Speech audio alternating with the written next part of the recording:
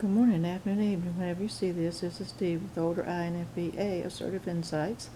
And today I'm going to go over just a few, and this is not an exhaustive list, but a few of the places that I think would be very good for an INFP to live.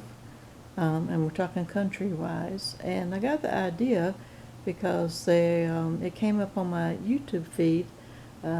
The top 20, I think, countries where people in America and in the States are Googling to retire. So I thought, gosh, there's several of these that are interesting and probably will be good for INFP. So if you're thinking about going to another country, some are, some are not. Quite a few are in the States, I think. They're thinking about it at least. Here are my top ones, and they're based on the list, and also is what I agree with, and they are not in any particular order. So you can pick and choose. I'll have some pros and I'll have some cons.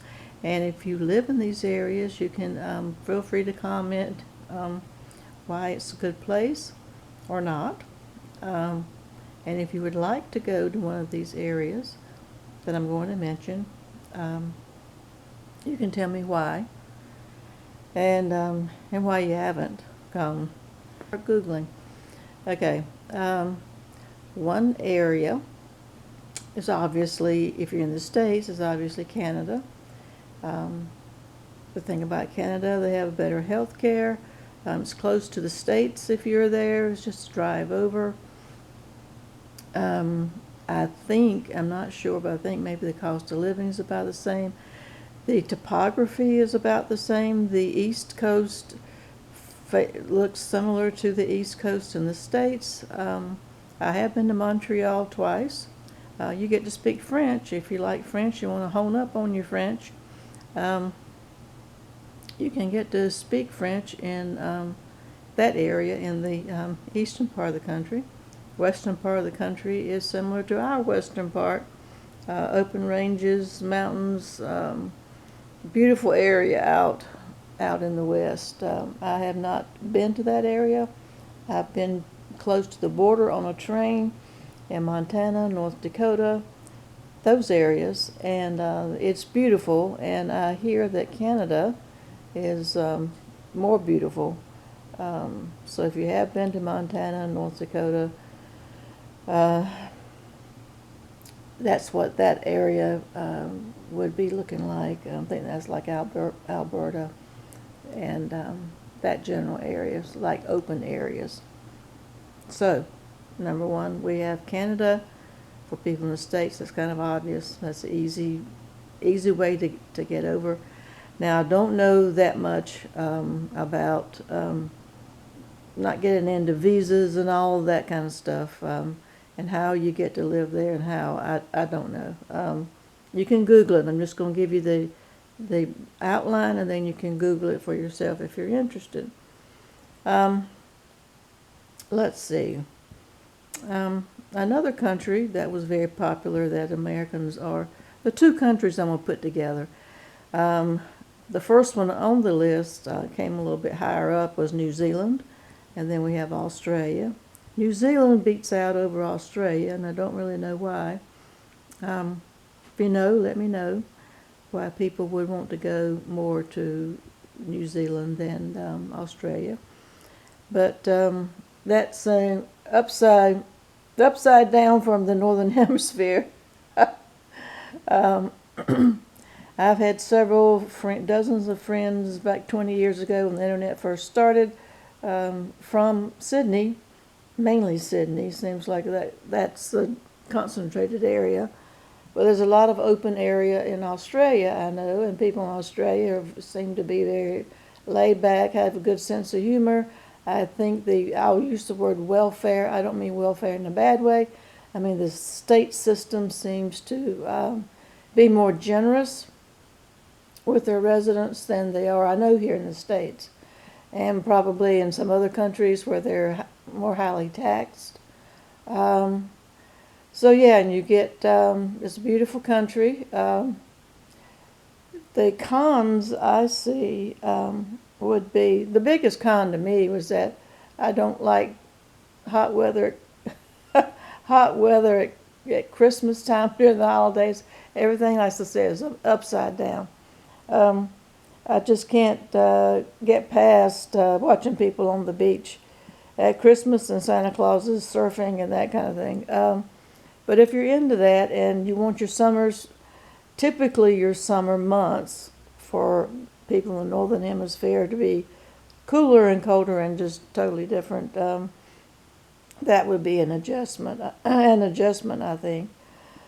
Um, so they are on the list. I think it's more of a laid-back place if you're from a high-strung area. I may be wrong, but the people I've known have been really laid back and really fun to be around. Another area that was not on this list of what people in the States retiring to Google. I'm just going to throw them all in there together, and I'm going to say Scandinavia. I think for INFPs, any Scandinavian country would be suitable. I think it's a quieter. I get the sense that the people are quieter, and from what I've heard and talked with people from that area here online, there are creators from the area. I've interviewed some. I've gotten to talk to them in person. I mean, in person like Zoom. Several different people, several different areas. Seems to be a quiet, maybe live and let live kind of place. It's beautiful. So I think in that way, and I don't know about the cost of living. I'd have to look that up. I do know I've seen International House Hunters. A lot of people go there. That can work remotely. A lot of young people are going to that area. And for the culture and the beauty and the architecture mainly. But I have seen the housing part is small than you have here in the States. But the downside is that it is cold. If you don't like cold and don't like a lot of dark part of the year that don't have as much sun as other areas of the world, and in the wintertime. And I think it will be cold. I think there's a lot of snow. So if you like the cold and snow and you don't mind the dark days and not a lot of light, then that would be suitable. In person, I think that would be top on my list. And right now, I won't get into the details, but if you keep up with anything, right now Denmark is kind of getting my attention. The government part is getting my attention. The downside, I would think, is if there is any conflict, I don't see any country being able to defend themselves against a larger power. That part, in this day and age, that part would concern me. So that's something to consider, that they would need to have help in that regard. But yeah, and also the healthcare. I haven't mentioned healthcare. Healthcare is better in all these places that I'm mentioning than here in the States. It's cheaper. From what I hear and have heard in the past, you have to wait, and tell me if I'm wrong and what country it is, but I've heard in that where there's universal health care, and all industrialized nations have it except for the United States, that there are longer wait lines.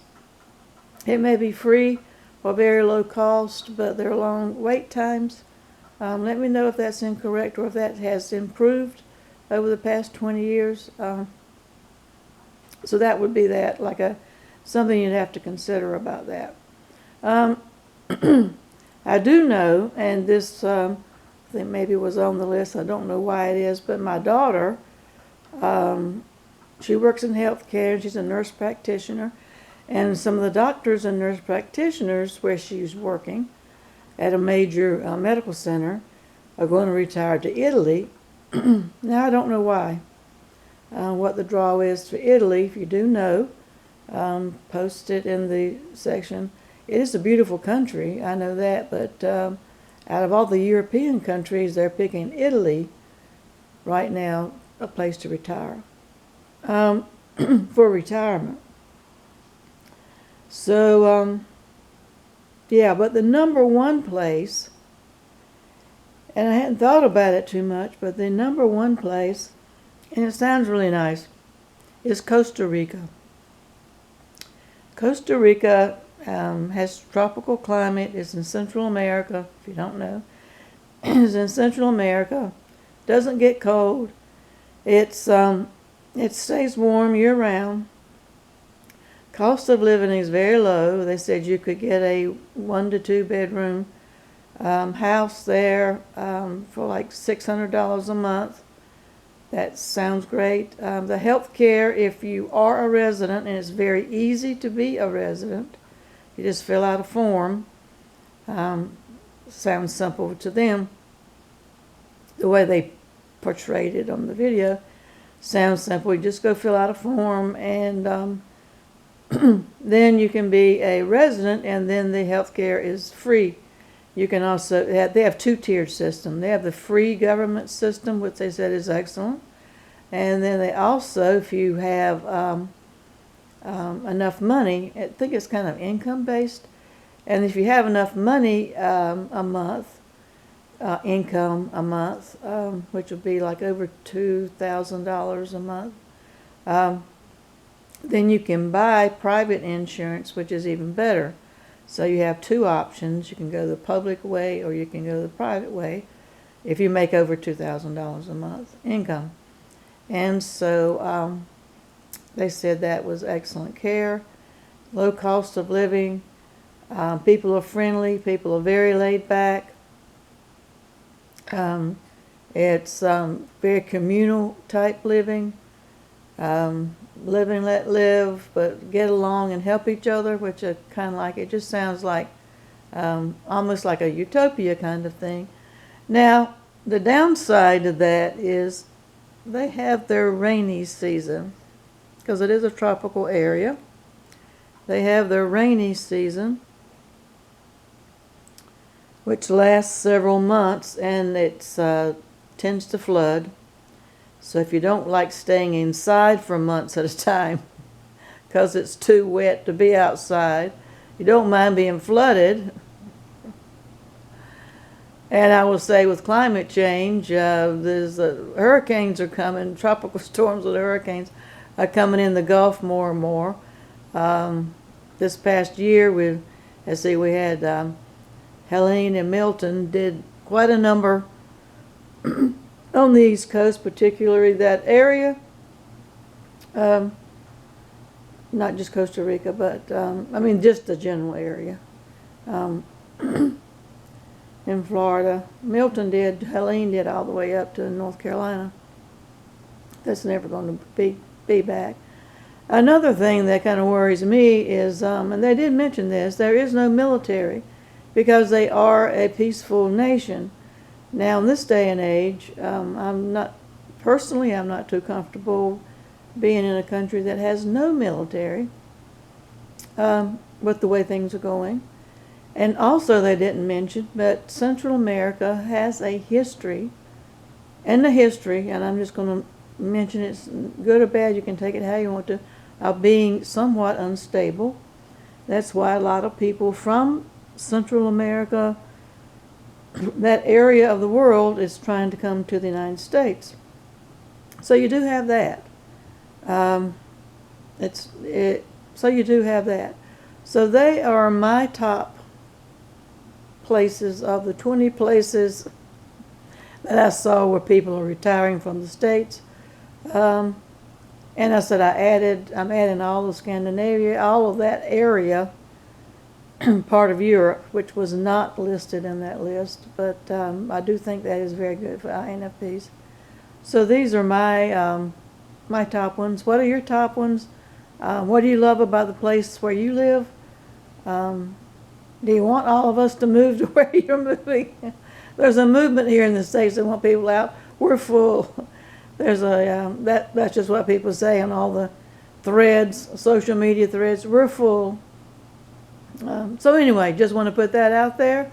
And because I am looking into moving or new arrangements for my home situation, not looking into leaving the country, but I did think about it.